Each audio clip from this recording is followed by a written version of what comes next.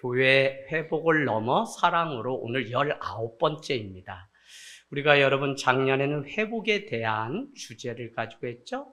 그래서 회복, 은혜를 덧입는 삶이라는 주제 가지고 52주 말씀을 나눴다면 이제 코로나를 마치고 나서 회복을 뛰어넘어서 사랑으로 온전하게, 특별히 우리가 에베소 교회는 요한계시록 2장에 보면 너희는 처음 사랑과 처음 행위를 버렸다고 책망했던 교회가 바로 에베소 교회.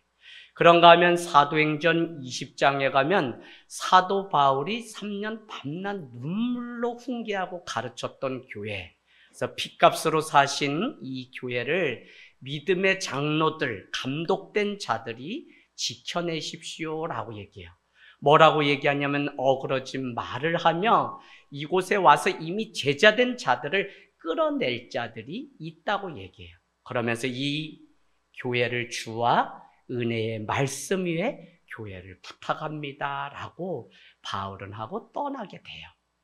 그런데 떠난 후에 보니까 교회가 계속 다툼이 생기고 갈라지는 일이 생겨요. 여러분, 교회 안에 한 마음 한 뜻 한 소망을 품으라 라고 하는 이런 말씀이 에베소서와 빌립보서에 많이 등장하게 되는데 우리는 그 이유를 그들이 한 마음 한 뜻 한 소망이 아니었기 때문에 이와 같이 사도 바울이 옥중에서 강조하고 있구나라는 사실을 깨닫게 되면 오늘 에베소 교회가 많은 것으로 칭찬을 받아요. 그럼에도 불구하고 처음 사랑과 처음 행위를 잃어버린 것을 하나님은 책망하신 겁니다. 마태복음 24장 12절로 가보면 마태복음은 마지막 때 징조를 우리에게 설명하는데 지진이 나고 전쟁이 나고 소문이 나고 쭉 납니다. 그러나 12절은 불법이 성행함으로 사랑이 식어졌다고 말씀해요. 오늘날 사랑이 식어진 대표적인 증거가 무엇이냐면 사람의 목숨조차도 함부로 사람이 하려고 해요. 살인하고 복제하고 막 하는 이런 일들이 오늘날 비일비재하게 있는 것을 보면 어떻게 사람의 목숨을 하나님 외에는 만들 수 없는 이 사람의 목숨조차도 함부로 할까 생각해 보면 사랑이 식은 거예요. 그래서 장기를 매매한다 별의별 소문이 들리는 것을 보면 사람도 귀하게 여기지 않는 때에 우리가 살아가요. 그래서 고린도전서 13장은 사랑은 무례히 행치 않는다고 우리에게 말씀해요. 존귀한 자로 그를 여겨주고 존귀한 자로 여겨주는 이 일. 그러려면 우리 스스로가 내 자신이 얼마나 존귀한 자인지 여러분이 늘 인식해야 돼요. 오늘 목회 서신에 사람을 평가하는 두 가지가 있는데 하나는 류다라는 거 써놓았고 목회 서신에 있습니다. 또 하나는 등이다 이렇게 해놨어요. 우리가 꼴등은 할 수 있어도 인류의 신앙을 가져야지 우리는 1등은 하면서 3류 인생을 살면 안 된다라고 해놓았는데 그것이 무엇이냐면 1등, 2등, 3등은 사람들이 보기에 수치상 순서 우열을 세워서 매겨놓은 것이 등이라면 류라고 하는 것은 보이지 않는 그 가치를 의미하기 때문에 우리는 존재의 가치를 가지고 살아가는 사람이기 때문에 꼴등, 3등을 할지라도 인류의 신앙을 가지고 내가 바로 인류의 가치가 있다고 하는 그 의미를 가지고 살아가라는 거예요. 이게 되지 않으면 계속 우리는 비교해요. 비교하면 어떻게 된다 했어요? 비는 비참하게 되고 교는 교만하게 되고 남보다 내가 못하면 비참해지고 남보다 내가 나으면 교만해지는 게 비교예요. 그래서 절대 주님 앞에 등 떠밀리지 말고 자기의 인생을 주 앞에 걸어가는 자발적 신앙이 돼야지 누가 떠밀어서 가면 안 된다고요.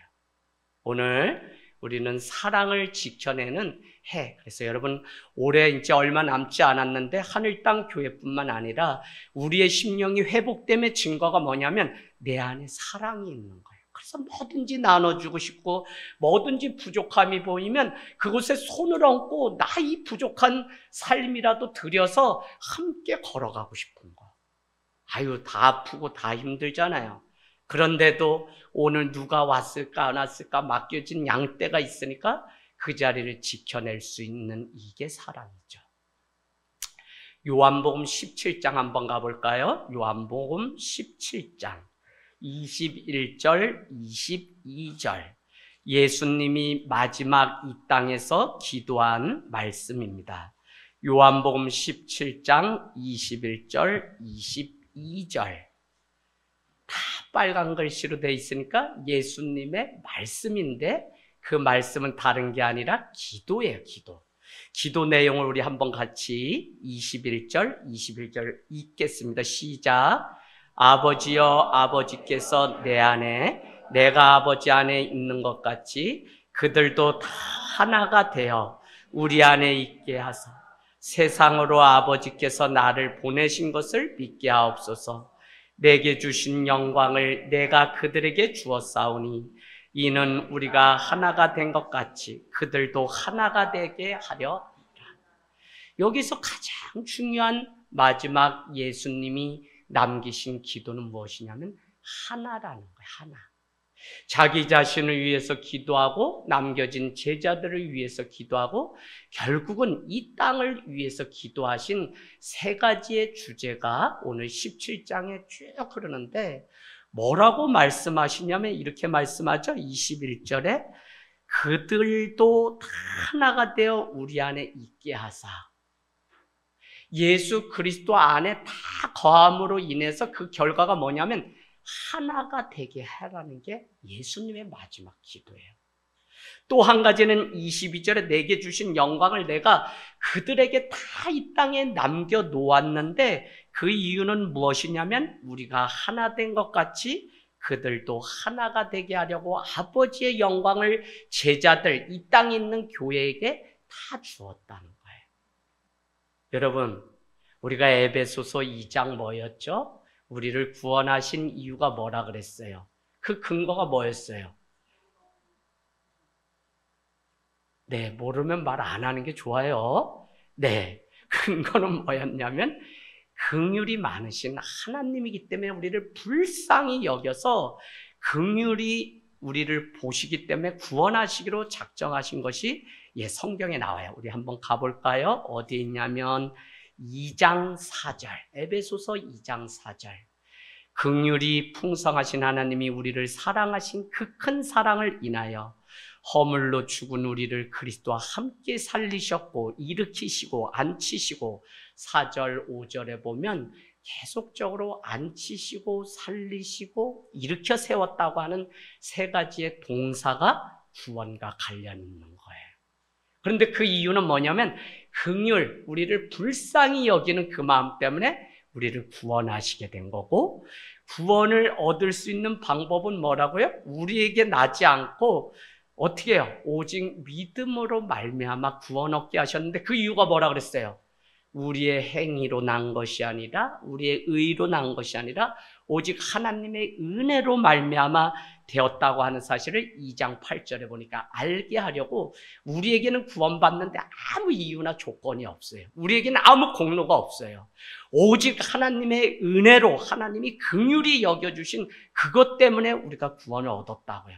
그런데 더 중요한 것은 무엇이냐면 10절에 왜 구원했다고 하냐면 예수 그리스도의 그 하나님의 영광을 세상 가운데 드러내게 하시려고 우리를 구원해 줬어요.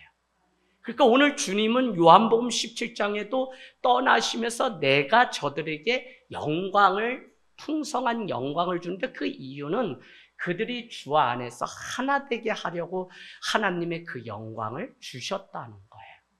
여러분, 교회가 세상의 그 영광이 아니라 하나님의 그 영광을 내가 받은 자라고 하는 이 사실을 알게 되면 나는 째째한 존재가 아니라 내가 공부를 잘하고 못하고의 문제도 초월하는 거예요. 뭐냐면 나는 주님의 영광이 임한 존재이기 때문에. 그러니까 오늘 말씀 우리 1장 1절로 가보세요. 뭐라고요? 하나님의 뜻으로 말미암아 그리스도 예수의 사도된 바울. 우리가 누구냐? 사도 바울과 같이 하나님 예수 그리스도의 뜻으로 우리도 성도가 된 거예요. 에베소에 있는 성도들과 그리스도 예수 안에 있는 신실한 자들, 우리가 뭐 신실해요. 그런데도 주님은 우리를 신실하다라고 말씀하시는데 그 이유는 우리에게 부어주신 하나님의 은혜로 말미암아 영광이 있기 때문에. 어떨 때는 그렇잖아요. 부모의 심정이 그냥 잠깐 휴가 나와서 침대에 자고 있는 아들만 봐도 그렇게 마음이 부자된 것처럼 풍성할 때가 있어요. 그 일주일에 한 번 그래. 한 번도 1분만. 계속 그래야 되는데 내가 깨어있지 않으니까 아우 저거 군대 갔다 오나 아니나 똑같다 그런 생각이 들다가도 말 한마디가 조금 모양새 있게 하면 그래도 군대 갔다 오니까 애비 마음도 알고 다르구나. 아빠, 목회자가 된다는 거는 많은 사람들의 아픔과 그 죽음까지도 감당하고 그때 그것조차도 다 감당해야 되는 게 어려운 일이었구나 라고 저를 등을 토닥거려 주는데 그게 그렇게 고맙더라고요. 또 그때뿐이야. 사실 그때뿐이야. 그래서 쏘고면 안 되는데 어쨌거나 그 잠자고 있는 아이에게도 부모로서 그 영광이 있는 것을, 이게 바로 하나님이 우리를 보는 그 마음이라는 것입니다. 여러분, 그렇기 때문에 오늘 사도 바울은 우리를 위해서 기도를 했죠. 우리 다시 한번 복습해 볼까요? 어디에 가 있어요? 1장 15절 16절. 이로 말미암아 주 예수 안에서 너희의 믿음과 모든 성도에 대한 사랑을 내가 듣고 너희를 기억하고 너희를 위해서 내가 감사하며 뭐를 한다 그러면 기도한다 그래요. 기도의 내용이 무엇이었냐면 17절에 뭐예요? 하나님을 알게 해달라는 거예요. 지혜와 계시의 영을 통해서 하나님을 부디 이 백성들을 알게 해주세요. 야다라고 하는, 알다라고 하는 것은 지식적으로 아는 게 아니에요. 그의 성품, 그의 모양, 그의 형상 다 우리가 경험해서 내가 온몸을 알아요. 그래서 야다는 뭐냐면 침실에 들어가 온전한 부부가 된 부부가 서로의 속사정까지 다 아는 것을 야다, 알다라 그래요. 오늘 이 안다고 하는 게 그런 거예요. 그런데 여러분, 알고 기억나고 깨닫게 하는 걸 누가 하신다고 그랬어요? 성령이. 성령님은 고린도서에 보면 깊은 것까지 통달해서 육으로는 알 수 없는 그것까지도 알게 하시고, 요한복음에는 보혜사 성령이 오셔서 들었던 그 말씀이 기억나게 한다는 거예요. 그래서 여러분, 오늘 사도 바울이 교회를 향한 기도는 다른 거 아니에요. 정말 건강하게 해주세요, 부자가 되게 해주세요, 이 기도가 아니라 하나님의 지혜와 계시의 영을 부디 우리 자녀가 알게 해주세요. 우리 딸이 그냥 육신적으로 이게 아니라 부모가 자녀를 위해 기도할 때 이 기도를 해야 된다. 뭐냐면 저 자녀가 하나님을 부디 아는 자가 되게 해주세요. 할렐루야. 자, 두 번째는 뭐냐? 1장 18절에 보니까 마음의 눈을 밝혀달라는 거예요. 여러분, 우리의 마음에 하나님이 계시죠? 이 마음의 눈이 밝아야만 우리 살아가요. 육신의 눈을 뭐라고 얘기하냐면 안목이라 그러죠. 이렇게 안목. 근데 이 영안이 열려가지고 영의 눈으로 세상을 보는 그 마음이 열려야지만 우리는 세상을 똑같이 살고 똑같은 걸 경험하지만 하나님을 본 자가 돼요. 오늘 일부 예배 때도 막 옥신각신 얼마나 재밌게 우리 근데 저한테 목사님, 저는 일부 예배 와서 지금 조금씩 알게 됐다 그러니까 요게 또 맛이 있어요.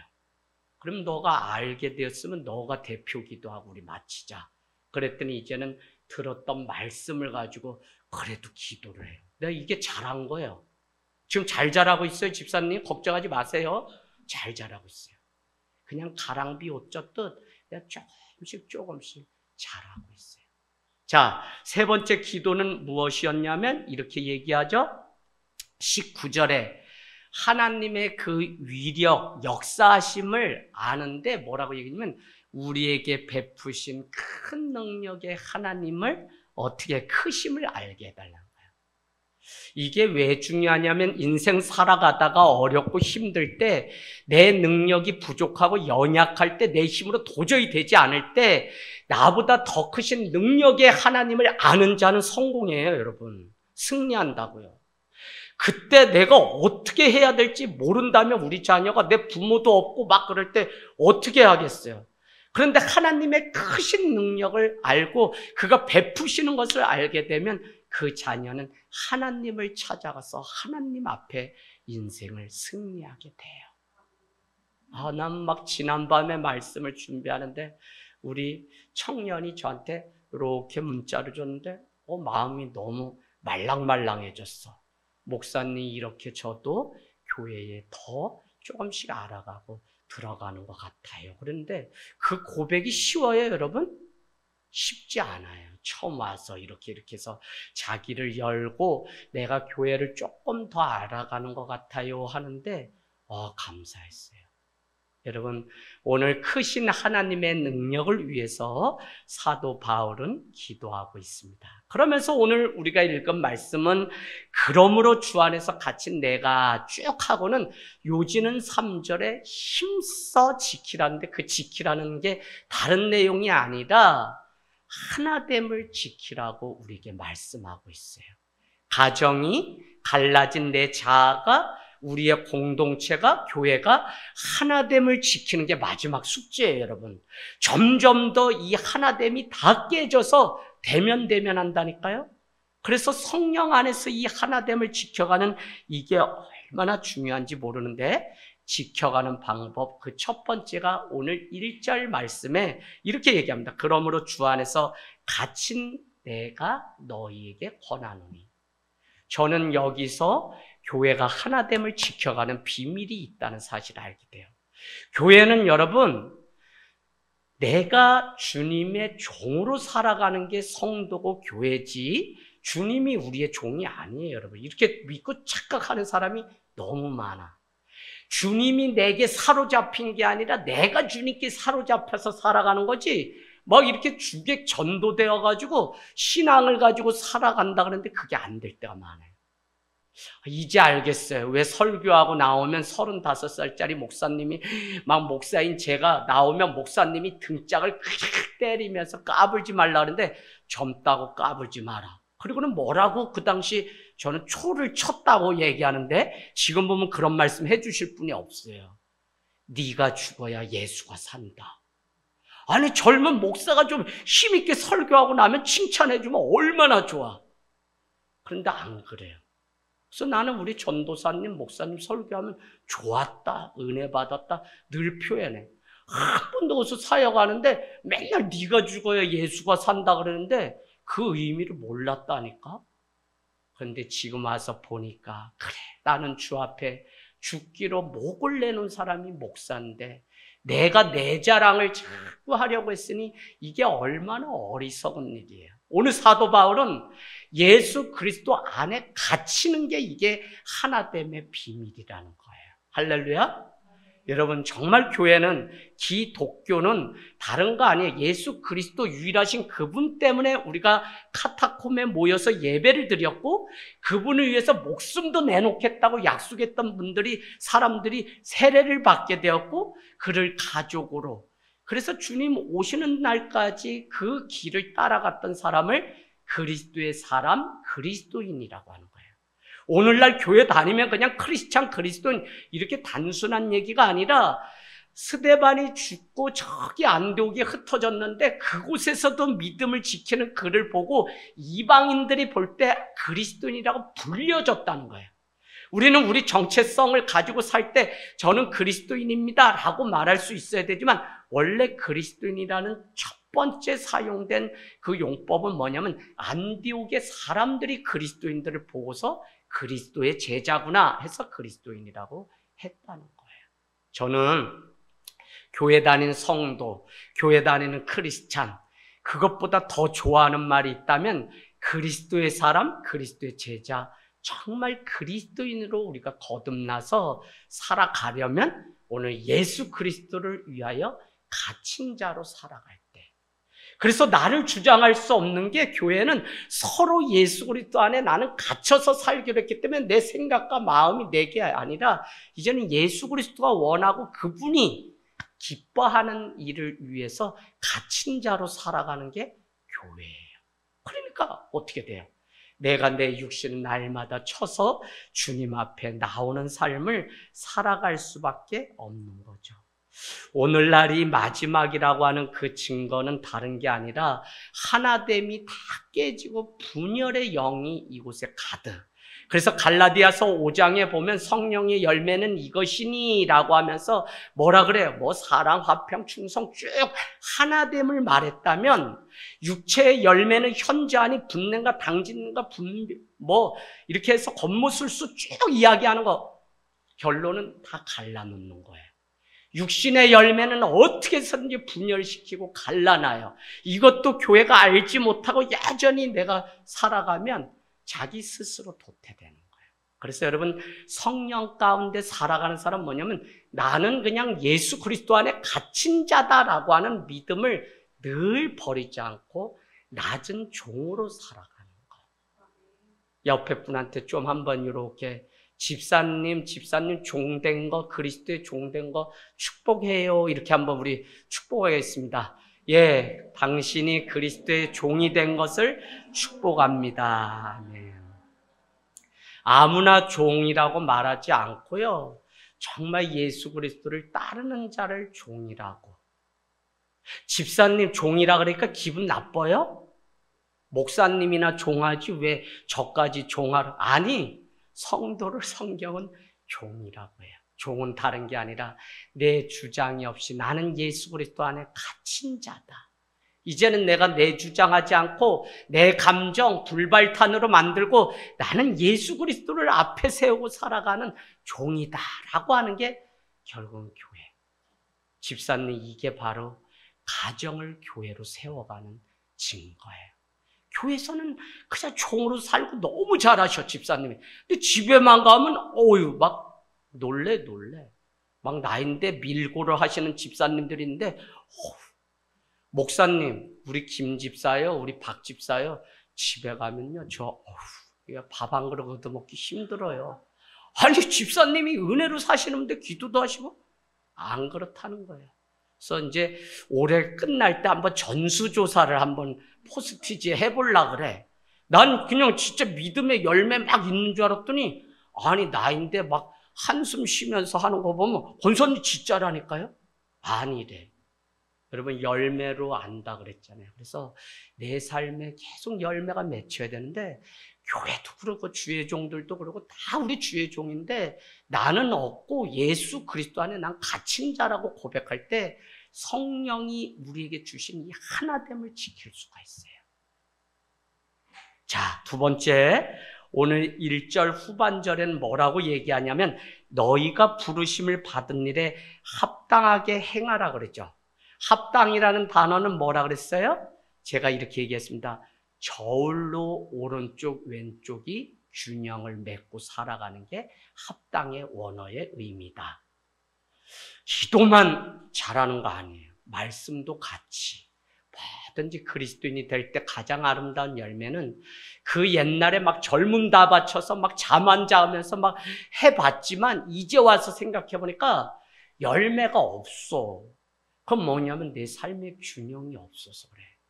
그래서 늘 균형 잡힌 그리스도인으로 살아가는 이게 합당한 거고, 빌립보서 1장은 복음에 합당한 삶을 살라고 하는데 그게 말씀을 들었다면 균형이 있어야 되고 그게 삶으로. 그래서 암과 삶, 신앙과 지식과 이 삶이 일치가 되도록 살아가는 프락식스, 이 삶이 될 때 우리는 열매가 있고 아름답다고 말할 수가 있어요. 자, 그래서 오늘 우리는 다 하나님의 부르심 앞에 사는데 부르심은 다 달라. 우리 송주가 다르고 송현이가 다르고 다 달라요. 그런데 중요한 것은 방향과 목적은 똑같은 게 교회예요. 왜? 예수 그리스도의 영광을 드러내요. 그걸 위해서 우리가 오늘 구원의 문을 향해서 가는 그 방향과 목적은 다 똑같아요. 그러나 부르심은 어떤 사람은 이리로 부르고 어떤 사람은 이렇게 부르고 부르심과 은사는 다 달라요. 그러나 목적과 방향까지 다르면 그건 하나됨이 아니에요. 그래서 내가 내 자신을 주장하지 않는 것은 주님이 어떻게든지 이 교회 공동체를 통해서 세상에 그리스도의 영광을 드러내려고 하는 목적이 있기 때문에 그것 때문에 우리는 나를 쳐서 복종하고 하나됨을 이루어가는 거예요. 할렐루야. 이것 때문에 부부가 되게 하시고 이것 때문에 가정을 이루게 하시고 자녀를 주셨다면 우리가 다른 것 자랑할 게 아니에요. 하나됨을 자랑해야 되는데 그것은 부르심은 다르지만 목적과 방향이 늘 같아요. 어느 단체든지 목적이 있는데 그 목적을 달리하면 그 공동체는 다 깨져요. 나라조차도 운명 공동체, 민족 공동체, 경제 공동체, 교육 공동체 많은 단어로 설명하지만 그 모임이 한 방향, 한 목적으로 향해서 갈 때 온전한 열매가 있지 서로 다른 목적이면 다 이거는 갈라지게 돼 있어요. 자, 오늘 우리를 부르심에 합당하게 행하라고 하는 것이 바로 그런 의미예요. 그런 의미에서 마가복음 3장 14절 15절은 제자들을 부르죠. 기도하고 산에 올라가서 제자들을 불러요. 산에 가서 기도하고 제자 12를 택하는데 부르신 목적 첫 번째가 뭐라 그래요? 3장 14절 15절 함께 있게 하려고 제자들을 불렀다는 거예요. 그걸 저는 예배라고 그래요. 하나님과 늘 예배하게 하시려고 우리를 그리스도인 제자로 불러주셨어요. 3장 14절. 15절은 뭐라고 얘기하냐면 나가서 전도를 하게 하며 그 다음에 뭐예요? 귀신을 내어 쫓고 귀신을 소멸하게 하려고 제자를 불렀다는 거예요. 그럼 뭐예요? 제자의 성향, 은사 다 달라요. 고기, 직업 뭐 다 달라요. 그런데도 주님이 제자를 삼으신 목적은 함께 있게 하고 전도의 일을 하게 하고 또 귀신을 내어 쫓는 일을 위해서 그 목적 때문에 불렀다는 거예요. 그러면 교회도 여기에서 벗어나지 않고 똑같은 거죠. 그래서 서로의 은사를 아름답게 여겨주고 하나됨을 이뤄가는 그 일을 위해서 우리는 주님이 기뻐하시는 부르심의 그 상을 향해 하나 되어서 가는 일이 너무 중요해요. 2장 16절 가서 여러분 다시 복습합니다. 또 동그라미 쳐놓으세요. 뭐가 원수된 우리를 화목하게 했다는 거예요? 뭐가? 16절, 2장 16절. 하나됨의 이유는 뭐밖에 없어요? 십자가가 그렇게 했다는 거예요. 원래는 하나님과 우리 원수됐어. 외인이야. 그리스도 밖에 있던 자야. 그런데 주님이 우리를 위해서 십자가를 지심으로 우리가 원수된 게 이게 소멸되고 하나 되게 한 거예요. 그런가 하면 18절에 뭐라 그래요? 성령, 한 성령 안에서 우리는 하나가 되었다 그래요. 계속 사도 바울은 누구보다도 성령을 많이 강조했던 사람이에요. 그래서 여러분, 우리 교회가 무엇이 있어야 되냐면 십자가가 이 십자가 말고 예수 그리스도의 보혈의 피가 있는 십자가. 그래서 뭐예요? 예수의 보혈의 피 능력이 있도다라고 하는 그 창량이 다른 게 아니라 하나 되게 한다니까요. 이게 하나가 되면 주님 나라 오실 때까지 우리가 이 땅 가운데 그분의 통치와 그분의 주권을 인정하는 예수가 주되심을 인정한다면 우리가 놀라운 일들을 요한일서가 뭐라고 얘기냐면 적그리스도가 누구라 그래요? 예수가 주되심을 부인하는 자는 다 적그리스도.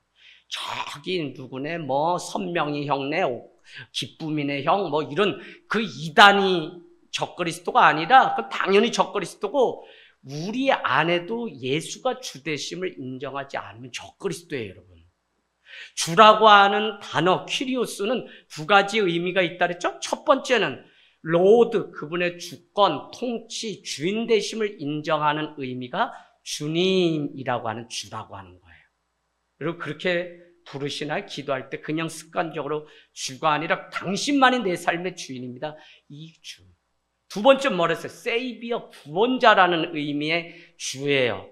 당신이 나의 구원자입니다. 내 죄를 용서하시고 나를 구원하신 구원자입니다. 라고 할 때 우리는 주라고 하는 단어를 사용해요. 이거를 부인하는 자는 어떻게 돼요? 적그리스도.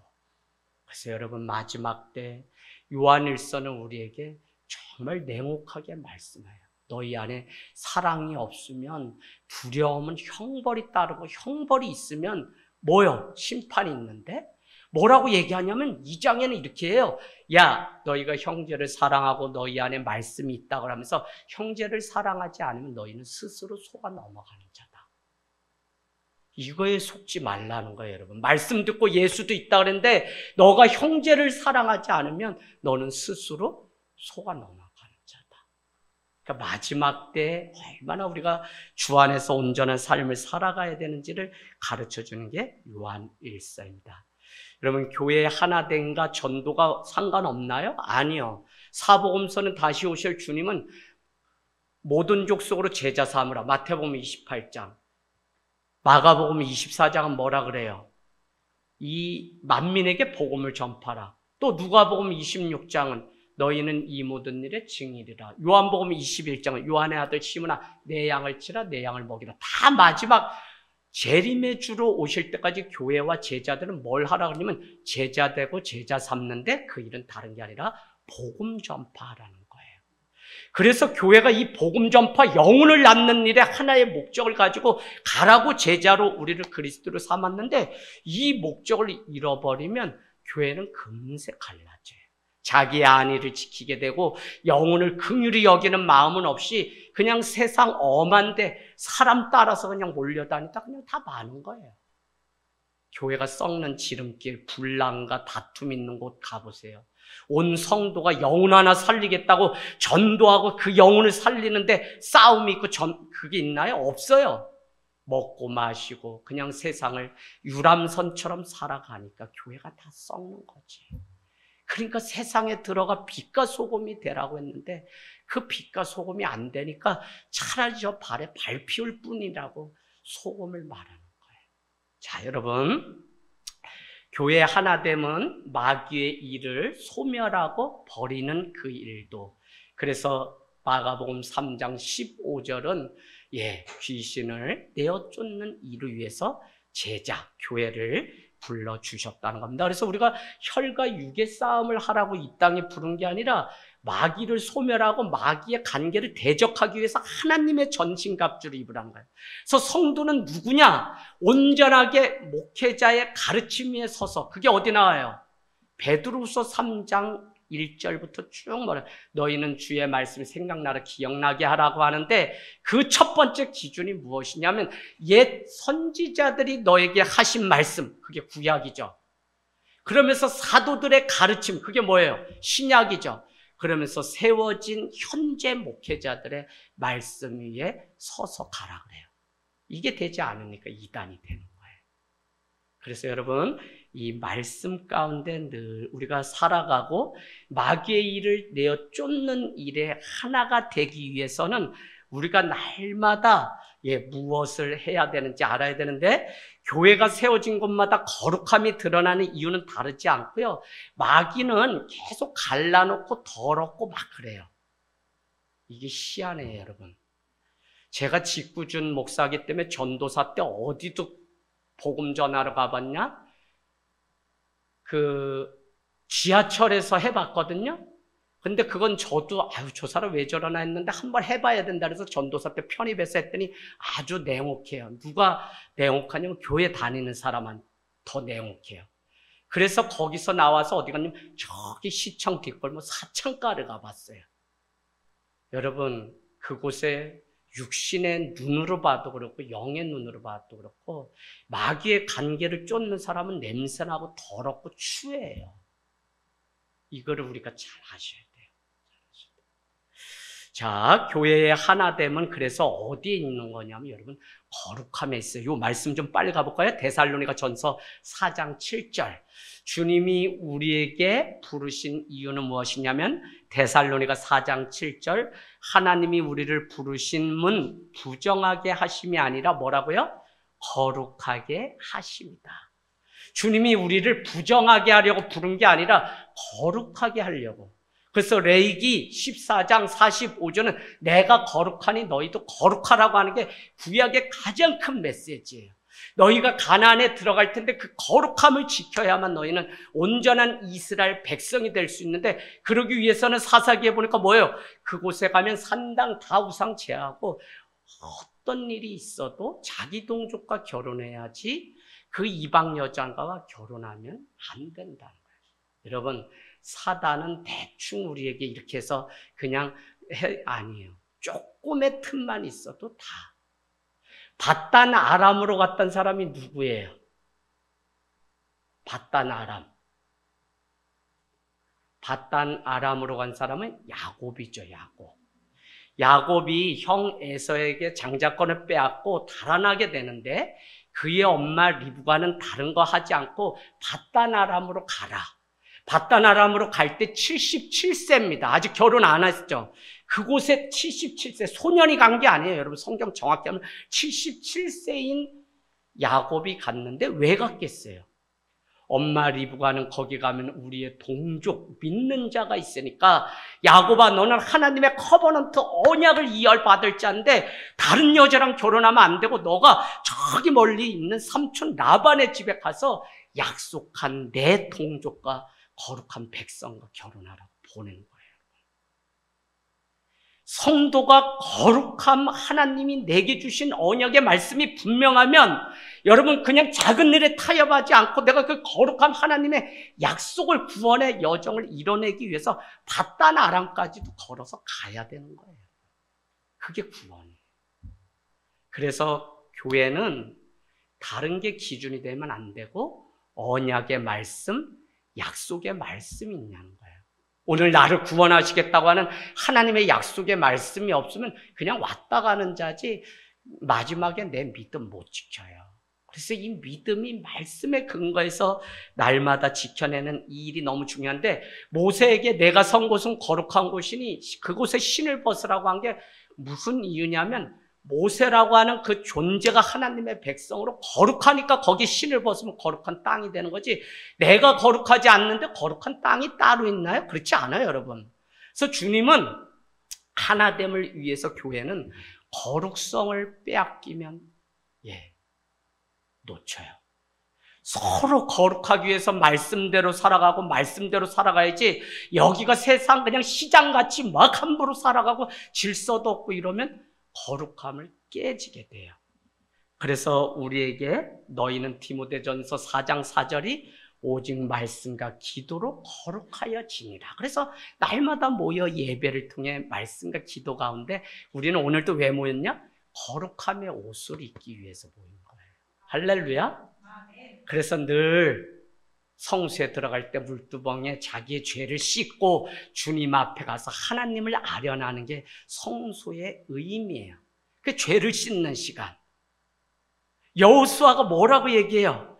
우리에게 가나안 그 땅에 가는데 여리고 아이성 싸움이 있는데 뭐를 준비하라 그래요? 할례. 그 전에 하나 또. 너희는 성결함을 지키라고 얘기하죠.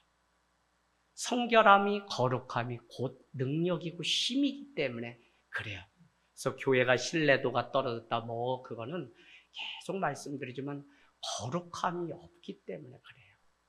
그냥 교회도 가면 그냥 연예인이 설교하고 누가 이렇게 해가지고 그냥 웃고 즐기고 그냥 위로만 받고 가는 유람선. 아니요, 교회는 죄를 해결하고 구조선이 돼야 돼요. 할렐루야. 그래서 자유함을 누려야만 진짜 자유자가 돼요. 여기 가시가 손만 찔러도 밤새 괴로워서 잠 못 자는 게 우리의 존재인데, 죄는 이것보다 더해요. 우리를 송곳같이 찔러요. 그 죄가 우리 목에 지금 칼을 대고 있는 거예요. 왜? 죄의 싹은 사망이니까. 근데 거룩함의 옷으로 예수 그리스도의 보혈로 거룩함의 옷을 입고 이제는 자유자가 되었다는 게 여러분 얼마나 이게 기쁜 일인데, 예수 믿는 일을 가볍게 생각해요. 자, 오늘 2절 말씀은 하나됨을 위해서 우리에게 뭐라고 말씀하냐면, 모든 겸손, 온유로 하고 오래 참음과 사랑 가운데 서로 용납하라. 저는 우리 신앙의 성수, 크기, 깊이가 겸손, 온유, 오래 참음, 인내죠. 사랑, 용납, 이 5가지에 해당해요. 내 믿음의 크기는 사랑의 크기랑 같이 가요. 내가 믿음이 자라고 있다, 지금 믿음이 자라고 있다, 이거를 알려면 내가 오래 참음이 더 드러나요. 내가 지금 은혜 가운데 산다 그러면 뭐냐면 온유와 겸손이 더 깊어져요. 그래서 여러분, 성경이 두 번째 사도 바울이 뭘 기도했죠? 사도 바울 기도 여러분 생각나시나요? 14절, 3장 14절. 이름으로 내가 하늘과 땅에 있는 모든 족속에게 이름을 주신 그 하나님께 내가 기도하는데, 그 첫 번째가 무엇이었냐면, 뭐였어요? 속사람이 16절에 강건케 해달라는 거예요. 16절. 17절은 뭐였어요? 17절은 믿음으로 말미암아 그리스도가 우리 안에 계시게 해달라는 게 사도 바울이에요. 우리가 여러분 지금 같이 예수님 안에 예배해도 우리 안에 있는 사람이 있고 없는 사람이 있어요. 세 번째가 중요하죠. 그게 뭐냐면 17절에 사랑 가운데서 뿌리를 내리는데, 그 사랑은 사랑의 깊이, 높이, 넓이, 길이를 알게 해달라는 게 사도 바울이 에베소 교회를 향한. 왜? 그 사랑이, 그 겸손이, 그 온유가 하나됨을 지켜갈 수 있기 때문에. 그때 우리는 부족한 자, 아무것도 아닌 자를 용납하고 하나 될 수 있기 때문에 오늘 우리에게 겸손, 온유, 인내, 오래 참음, 용납과 같은 이런 동사는 너무 중요해요. 여러분이 정말 자유하다, 자기 스스로 점검해 보세요. 상처를 은혜로 덮어야지만 자유한데, 누가 용납할 수 있냐면 내 자신을 용납할 수 있는 사람이 다른 사람에 향해서도 사랑, 관용, 온유, 용납, 용서를 할 수 있어요. 그 이해되시나요? 내가 내 자신에 대해서 혹독한 사람이 다른 사람 용서할 것 같아요? 그럼 여전히 내 안에 상처가 있는 거예요. 오늘 서로 용납하라, 서로 용서하라라고 60회나 사도 바울은 교회 공동체를 향해 서로라고 하는 이 단어, 서로 짐을 져라, 서로 각각 용서하라, 서로 중보하라, 서로 사랑하라 라고 했던 게 뭐냐면, 교회는 서로 안에서 이 깊이와 넓이와 높이가 어떠하냐에 따라서 온전함, 하나됨을 이루어갈 수가 있어요. 참 온전히 사랑하고 온전히 용서하는 우리가 되기를 원합니다.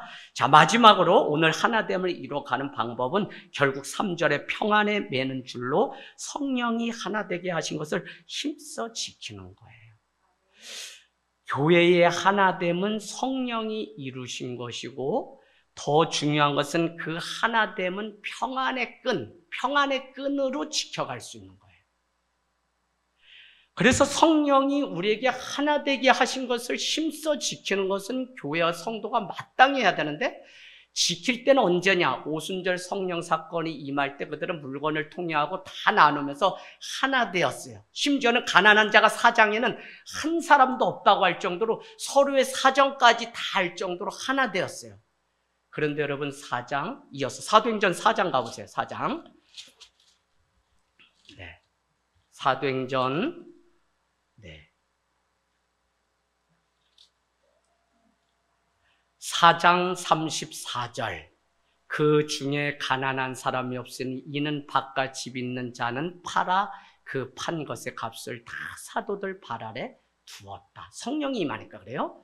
자, 5장은 뭐로 이어지냐면 아나니아 삽비라가 성령을 떠나고 성령을 회방하니까 어떤 일이 벌어지는지 우리에게, 팔았다고 얘기하지만 다 그 발 아래 갖다 놓은 게 아니라 다 인마이 포켓해서 속이는 일들이 생기고, 그렇게 주님이 내가 음부의 권세가 해하지 못할 교회를 마태복음 16장 16절에 세우겠다고 약속했던 베드로의 신앙 고백 위에 세웠던 그 교회 에클레시아는 어디 나오냐면 5장 11절에 비로소 처음으로 온 교회와 이 일을 듣는 사람들이 다 크게 두려워했다는, 아나니아 삽비라가 죽어가는 거, 성령님을 속여서 죽어가는 걸 보고 온 교회가 다 두려워 떨었다는 거예요.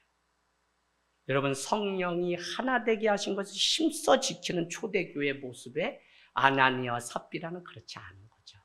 그래서 성령이 우리에게 하나 되게 하신 것, 그건 늘 인정하고, 그 다음에 성령님이 우리에게 평안의 끈으로 매는 줄로 하나 되게 하신 것을 늘 지켜야 돼요. 그래서 성경은 히브리서 한번 가보세요. 이 말씀만 읽고 마칠게요. 히브리서 12장 14절. 예, 12장 14절. 누가 주를 본 것이냐면 이 말씀 너무 명확해요, 여러분. 히브리서 12장 14절. 우리 같이 한번 읽을까요? 시작. 모든 사람과 더불어 화평함과 거룩함을 따르라. 이것이 없이는 아무도 주를 보지 못하느니라. 그 교회와 성도가 해야 되는 건 거룩함 지켜내는 거고, 또 한 가지 뭐예요? 화평함을 지켜내는 거. 이게 아니면 아무도 주를 볼 수 없다는 거예요. 그러니까 오늘 성령이 하나 되게 한 거 지켜야 되는데, 힘써 지켜야 되는데, 그 하나됨을 지켜가는 방법이 뭐냐? 평안의 매는 줄, 평안의 끈으로 이걸 하나. 그러려면 어떻게 돼요? 우리가 늘 말씀 가운데 예수 그리스도 안에 내 갇힌 자고, 내 주장하지 않고 내 감정, 내 생각 다 불발탄으로 만들 때 거기에 성령이 우리에게 교회되게 하시고 하나 되게 하신 것을 끝까지 지킬 수 있어요. 그럼 오늘 행여라도 집에 가서 다투거나 싸우시게 되면 성령님께 늘 묻고, 하나님, 내가 어떻게 해야지 평안할 수 있습니까? 어떻게 해야지 거룩할 수 있습니까? 그러면 그냥 화해해라, 용서해라, 온유해라, 겸손해라. 주님이 분명히 우리에게 말씀하세요. 자녀와 내 사이가 멀어졌다면 어떻게 해야지 내가 화평함과, 내가 어떻게 해야지 주님을 볼 수 있습니까? 라고 하면 히브리서 12장 14절. 너희는 모든 사람과 더불어 화평함과 거룩함을 지키라. 그렇지 않으면 주를 볼 사람도 없고 본 자도 없다는 거예요. 여러분, 오늘 한 주 삶 가운데도 이제 명절 앞두고 있습니다. 어디 가든지 우리가 온전히 주 안에서 정말 하나됨을 이루기 위해서 여러분이 거룩한 신부의 그 신앙을 가지고, 또 이 교회가 할 수만 있으면이 아니라 그냥 해야 되죠. 이 화평함.